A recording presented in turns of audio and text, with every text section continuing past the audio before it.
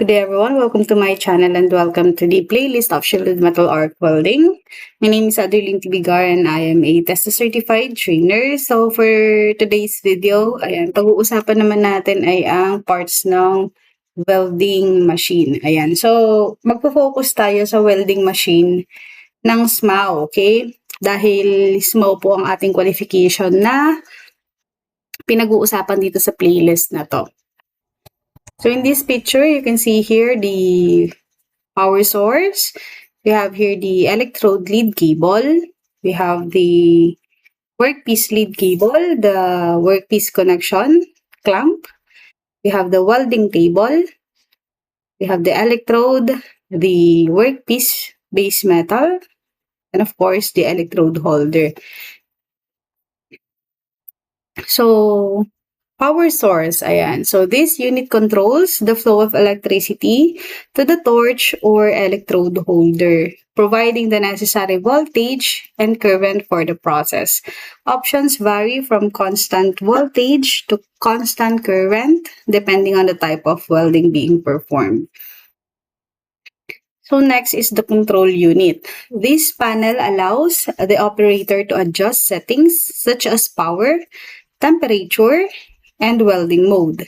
Some models include digital interfaces for fine-tuned adjustments, while others offer manual dials for straightforward control. So, minsan, kadalasan po ang power ng mga welding machines, kung wala po sa harapan, ay makikita po dito sa likuran ng mga welding machines. Okay? So, karamihan po sa mga bagong welding machines ngayon, digital na yung display niya. And meron din naman po mga welding machines na dito nyo po makikita or may mga numbers po dito. And dyan nyo po i-adjust yung kanyang temperature. Okay? So, next is the electrode holder or torch. This handheld device holds the electrode or consumable wire. It conducts electricity to create an arc and allows the operator to direct the heat to the material being worked on. Precision in handling is essential to control the welding process. We also have the ground clamp.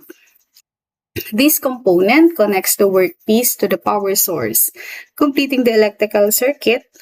A poor connection can cause inconsistent results and reduced efficiency. So kung halimbawa, magwe-welding tayo ng ating base metal, So si base metal dapat nakadikit siya sa ating welding table and then nakakabit din dapat dyan yung welding clamp. So just in case na hindi po nakakabit yung ating welding clamp, na merong konekta dito sa ating materials, kahit na anong gawin nyo pong tik-tik dito sa ating electrode holder, ay hindi po siya sisindi.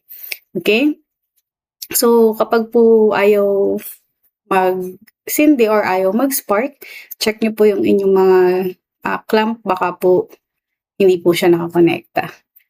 Okay, so wire feeder. So, itong wire feeder, guys, ay mostly makikita po natin siya sa mga GMAW and FCOW process. So, cooling system. Some setups, particularly high-power systems, include cooling mechanisms that prevent overheating of components, ensuring a longer lifespan and consistent performance. So, yung cooling system po natin ay nakalagay po dito sa loob ng ating welding machine. Okay? So, we also have here the positive and negative. So nakakonekta dito. Ito po yung ating electrode and electrode lead cable. And of course, our workpiece lead cable. So, pwede po yung nakalagay sa negative and positive. So, later, sunod na lesson natin, pag-aaralan natin kung ano nga ba yung mga pagkakaiba kapag sa negative and positive siya nakalagay. So, yun lang for today's video. Don't forget to like, share, subscribe, and follow dito sa ating channel para updated kayo sa susunod na lesson na i-upload natin. So, yun lang for today's video. Bye!